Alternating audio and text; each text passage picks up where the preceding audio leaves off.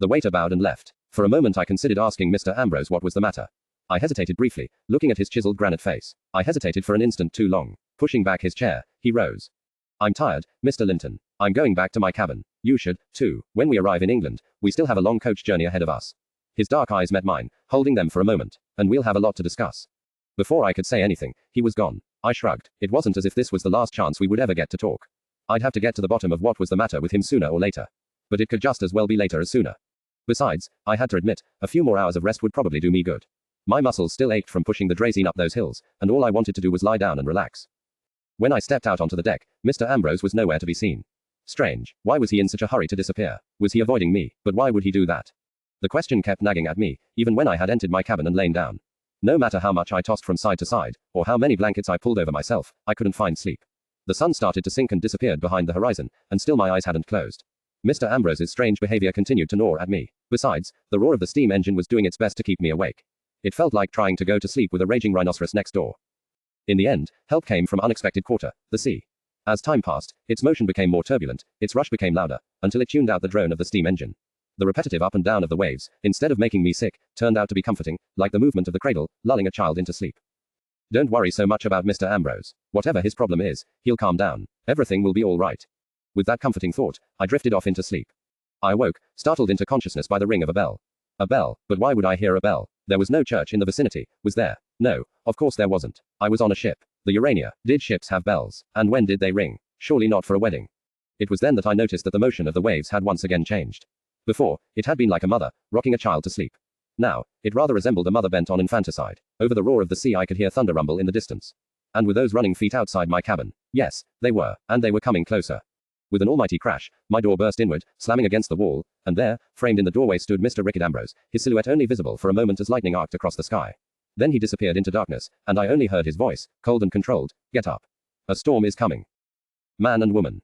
For a moment, I was frozen, which was ironic, in a way. I had always thought of Mr. Ambrose as cold and immobile, but now I was the one who couldn't move. He marched over to me and grabbed me by the arm. "Get up," I said, "Mr. Linton. Now." Half running, half dragged by Mr. Ambrose, I stumbled out of the cabin and onto the deck. The deck. No, this didn't look like the deck I remembered. This looked more like pandemonium. All I saw, before a wall of water hit me in the face, was a strange still life in black and white, with men, women and children arranged around the ship like living corpses, waiting to die again, their faces thrown into stark contrast by the flash of a lightning bolt. Then, the wave was on me, and the light was gone. My lungs filled with salt water, and I was thrown back against the outer cabin wall. Only the hand that still clasped mine held me upright. The hand of Mr. Ambrose. "Steady, it's all right, I've got you." Spluttering and coughing, I emptied a mouthful of salt water onto the deck, and a goodly piece of half-digested goose liver, too. I hardly noticed the stench over the strange and unfamiliar scents wafting over the Urania. Dark scents, cold scents, scents of the deep sea rising. "Please, ladies and gentlemen, please, there is no need for concern. Calm down, please." An officer was striding towards us, down from the bridge, his hands raised in an attempt to calm the frightened crowd. Even if he had 10 arms, I doubt it would have worked. "We are doing everything we can to get the situation under control. Please, ladies and gentle." "And how?" Mr. Ambrose cut him off, cold steel in his voice. "Do you plan to get a storm under control? Are you St. Peter? Can you close the sluice gates of heaven and stop lightning from striking us down?" The officer opened his mouth, but no sound came out. His frightened eyes flickered from Mr. Ambrose, to the rest of the terrified crowd gathered on the deck, to the roiling sea around us. "How many lifeboats are on this miserable wreck?" Mr. Ambrose's voice was still deadly cold. "Please, sir, you have to stay calm. The captain obviously isn't worthy of scrubbing the deck of a ship, because it was he who got us into this situation in the first place. Now, how many lifeboats are on this vessel?" The officer hung his head. "Not enough for everybody." His voice was mere whisper. It didn't matter. Everybody heard him, and a moment later, he could have yelled himself hoarse, and nobody would have understood a word. The crowd exploded into panic, everyone demanding that they would get on a lifeboat first, screeching insults, pressing to see the captain. As if that would help. Mr. Ambrose didn't yell. The moment he heard the officer's words, he squeezed my hand even tighter, and began to drag me along the slippery deck, away from my cabin. I didn't protest, or try to stop him. I felt numb. Somewhere, deep inside, the realization had already settled. I was going to die tonight. I had fulfilled my dream, gotten my own job, lived through all those adventures and dangers, and now I would die tonight, on this measly little boat, far, far away from home. At least Mr. Ambrose was with me. That made me feel a little better, though also sad, for some reason.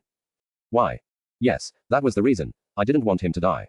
The realization came as a surprise to me. Most of the time during our short acquaintance, I had felt like strangling him myself.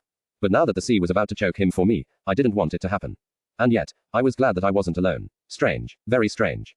"Please, ladies and gentlemen," I heard the officer call from somewhere behind me. "The situation is not as dire as it seems. The sea is just a little rough, I assure you. Please stay where you are. We have the situation under complete control. The captain."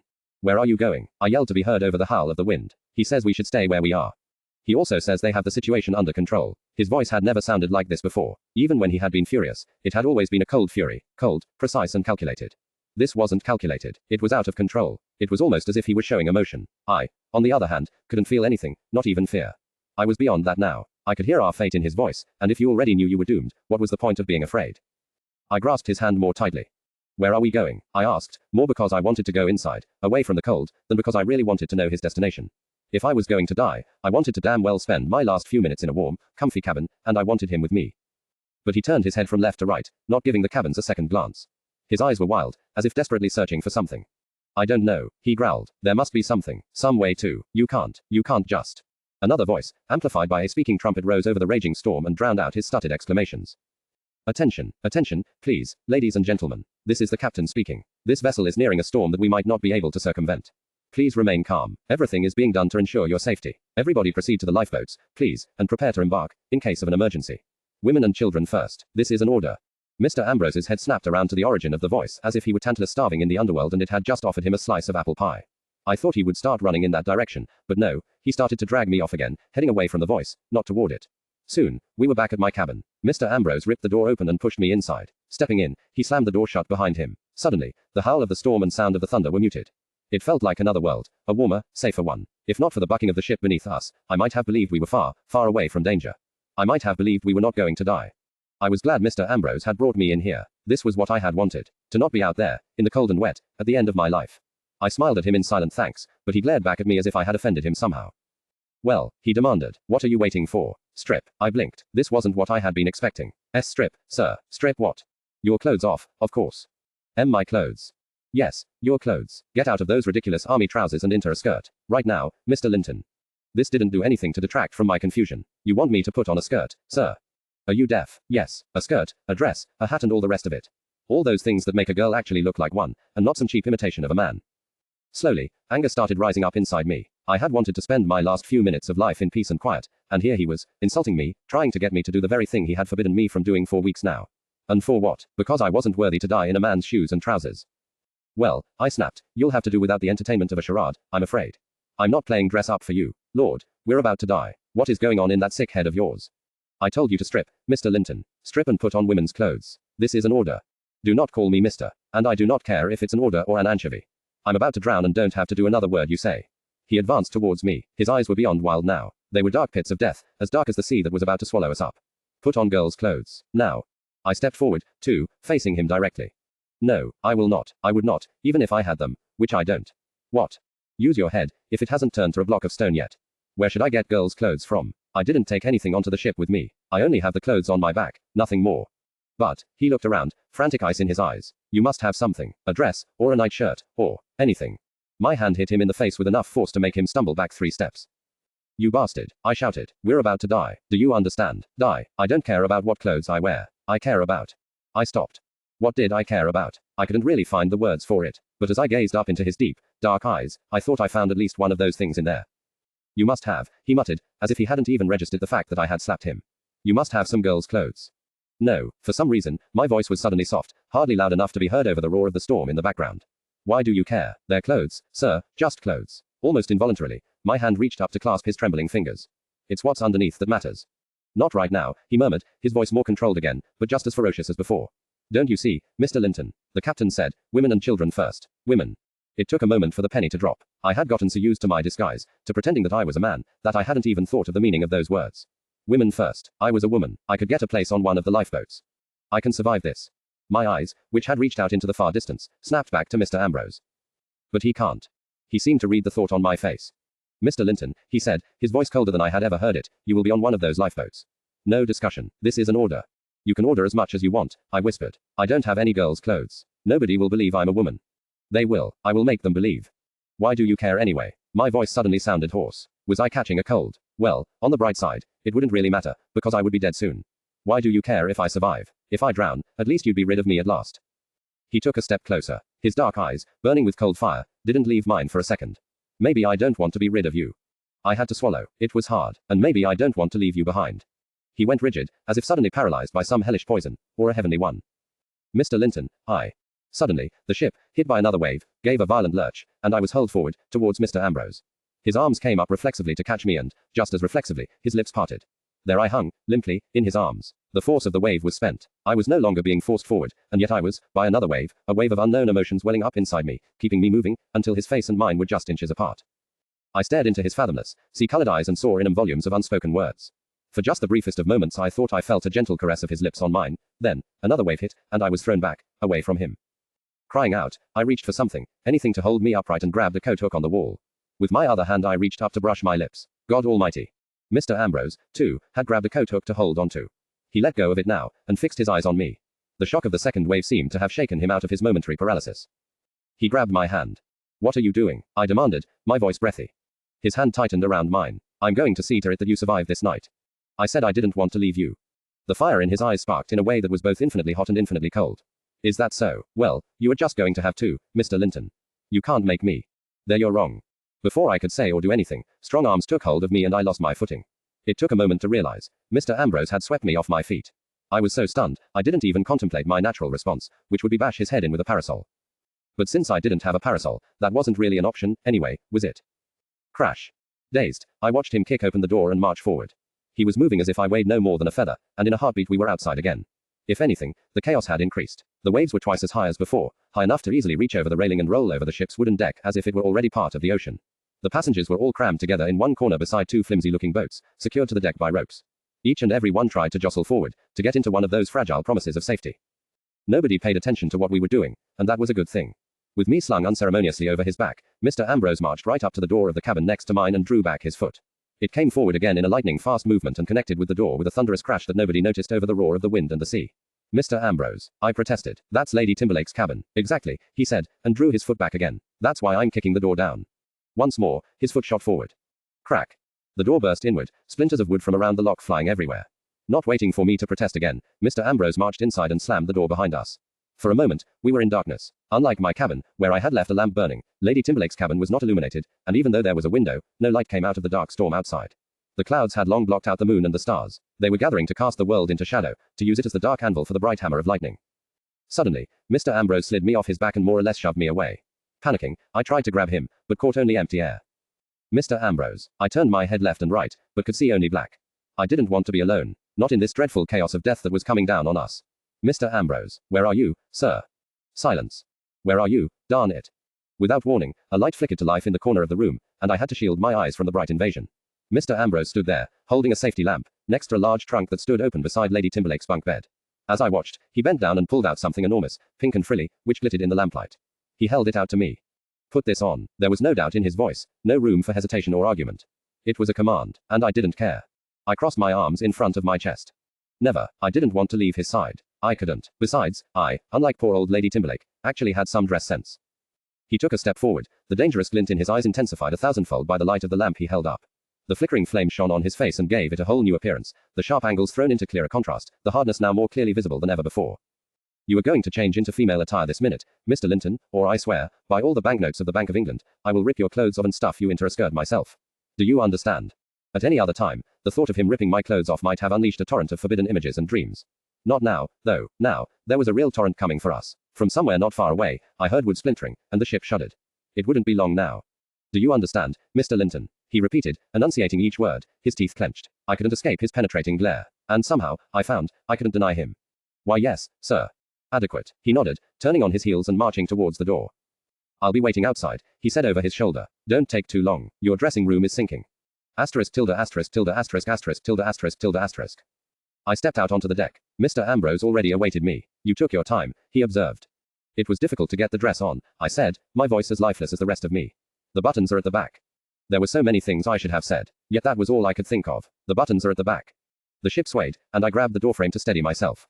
Mr. Ambrose didn't move an inch, somehow seeming able to sway contrary to the ship's motion, so he was always standing ramrod straight. He held out his arm to me. Shall we? I stared down at it. Having dressed up as a man for so long, I had almost forgotten how a gentleman was supposed to behave to a lady, and that he was the former, while I was the latter. To have this resurface now that we were in danger of sinking into bottomless depths forever was the cruelest of mockeries. With shaking hands, I clutched his arm, and we proceeded down the ship, towards the clamoring crowd beside the lifeboats. Again, I heard the ship's alarm bell ringing high above me. It suddenly, painfully, reminded me of church bells announcing a wedding. Ha, as if this was anything like a wedding. At a wedding, everything was white. Tonight, everything was in black. At a wedding, two people were joined for life. Tonight, two people would be divided in death. At a wedding, two people loved each other. He only hated me, didn't he? He had said it often enough. I glanced sideways at Mr. Ambrose and saw that he, too, was watching me, his dark eyes burning with cold fire. I remembered his lips skimming over mine, and suddenly it struck me that in this last respect, maybe tonight wasn't so unlike a wedding after all. My jaw began to quiver, and I could feel moisture at the corner of my eyes, threatening to spill over. Don't, Mr. Linton. The voice was Mr. Ambrose's, but it was neither as hard nor as cold as usual. It sounded almost gentle. It's wet enough as it is. I nodded hurriedly and clenched my teeth. I wouldn't cry. I would be strong. We arrived at the sodden altar of our deadly wedding. The wedding guests didn't seem too pleased to see us, particularly when Mr. Ambrose started pushing through the crowd. You there, one of the men shouted. Stand back and wait your turn, like any of us. Mr. Ambrose shot the man a glare that could have frozen lava and held up our joined hands. I'm not seeking a place for myself, but for this lady here. What the hell is that supposed to mean? The man growled, not even bothering to look at me. There are already heaps of women in the boats. All that were on the ship. Apparently not. Mr. Ambrose's voice remained calm and cool, but when I glanced at the little finger of his left hand, I knew the truth behind the mask. The finger was twitching in prestissimo. As you can see, there is still this young lady left, and... What? That strumpet. The man growled, glancing in disgust at my less than orderly attire. Not a chance she's getting into the boat with us. It's time that honest men got a plow. Mr. Ambrose's fist moved faster than a lightning bolt. The man was thrown backwards, driving people right and left, and slammed into the ship's railing. Just to clarify, Mr. Ambrose said, still as cool as an iceberg. I'll be staying behind to make sure she gets on board safely. No. The word was out of my mouth before I knew why or how. The crowd's eyes snapped to me. Then, from me, they went to Mr. Ambrose, and back to me again. Something appeared in their eyes then, some understanding I couldn't quite reach, and they backed away. Mr. Ambrose led me through their midst, though now I had started to struggle. I was finally starting to realize all of what he meant to do. No, I protested. You can't stay behind. You can't. I won't let you. He said nothing, just picked me up and deposited me in the lifeboat as if I weighed nothing at all. I tried to scramble out again, but the hands of other women grabbed me, holding me back. I could feel wetness stream down my face. Were those tears, or was it rain? The storm roared louder and louder. Look after her, will you? Mr. Ambrose asked Lady Timberlake, who was cowering in the boat, right beside me. The old lady nodded. I will, young sir. I promise. Such a lovely girl. She looks just like I when I was younger. Why, even her dress looks like one of mine. It's almost like fate. I promise, nothing will happen to her. No, I mumbled, helplessly, not looking at her once. No, don't do this. I tried to reach for Mr. Ambrose, but he retreated far away. Other people started to climb into the boat after me. Were they men or women? I did not know. They could have been elephants, for all I cared. All that mattered was, he wasn't one of them. He didn't even try to get a place on the boat. He just stood there, staring at me as if his gaze, connected to mine, was his lifeline. I stared back, knowing that all too soon, that line would no longer hold. In such a moment, another man might have spouted goodbyes, confessions. He said not a word. From somewhere far away and unimportant, I heard a shouted command. The boat rose into the air and slowly began to be lowered over the side of the ship. I held Mr. Ambrose's gaze until the very last moment. When he vanished behind the side of the ship, I buried my face in my hands and slumped to the boat's floor. This couldn't be happening. We were supposed to have won. To have brought back the prize in triumph. This was impossible. With a violent jerk, the boat touched down on the rolling sea. Someone shouted commands. A man's voice. So there were men aboard. But he wasn't. He wasn't. Over the yowling of the wind I heard the splash as oars dipped into the water. The little boat was carried away, dancing like an empty nutshell on the surface of the water. I felt just as empty. There were arms around me, and the voice of an old woman was muttering soothing nothings into my ear, but I didn't feel able to respond, or even to hear. Some part of me wanted to fight her off, but my arms felt so weak, so terribly weak. This could not be happening. Glancing up through the wild veil of my hair, I saw the ship, far above and away, atop a giant wave, just as much at the mercy of the ocean as we were in our tiny vessel. For just a moment, I thought I saw a lone figure standing at the prow. Then my head slumped down, the rest of my energy used up. Tonight had simply been too much to be real. It had to be a dream. But you know it isn't, came a voice from the back of my mind. Just as his kiss was no dream, either. I cringed, shuddering with pain. From above, I heard a crash, a giant roar, and thought that was the ship, splitting apart. I wanted to look so much, but could not. I didn't have the strength. All I could do was listen. My ears strained to hear some noise, some sign that would tell me that the ship was still afloat, that he was still alive, but no such sound ever came. There was nothing but the crashing of the storm waves against the bow of the boat. And then, even that was gone, and there was only silence. The end. Special additional material. A chapter from Mr. Ambrose's perspective. None of your business. Can't you read? This is none of your business. I am not going to tell you what you want, and most certainly not for free. Close this book and leave. Now. Ellipsis. Did you not hear me? That was an order. Ellipsis. Why are you still here? Did I not give explicit instructions for you to leave? Let me put it another way. You were dismissed. Scram. Scat. Get thee gone. I know what it is you want, but I am not going to do it. I am not going to tell you my story. Why? You dare ask why? You have some nerve. Do you know who I am? No, you obviously don't. If you did, you wouldn't still be here, pestering me. Well, if you will not stop making a nuisance of yourself, you useless layabout, I'll tell you why. Here are the reasons why I will not share my story, in order of significance. 10. It's mine. I don't share what's mine. 9. I'm too busy. 8. Very busy indeed. 7. You are no more than a bug to me, easily squashed. 6. I don't waste my time on bugs. 5. I don't waste my time on anyone. Knowledge is power, is time is money. 4. This story contains secrets of immeasurable value. Secrets must stay secret. That's the point of a secret. 3. This story is mine. Do you hear? Mine. I don't share. Not ever. 2. And it's about her. 1. Remember what I said about never sharing. Ellipsis. You still haven't left, have you? You still want my story? Well, I have to say I admire your persistence. If it is persistence, that is. More likely, you're just too thick-headed to comprehend my warning. Very well. On your own head be it. Asterisk tilde asterisk tilde asterisk asterisk tilde asterisk tilde asterisk. Ah, just breathe in that breeze. Feel that air filling your lungs. 100 of Neptune's sea horses couldn't get me and my ship away from here again.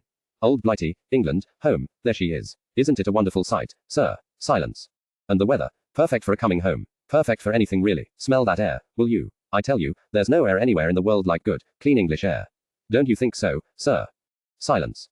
Ah, I know what you'll say. You'll say I'm being sentimental. Silence.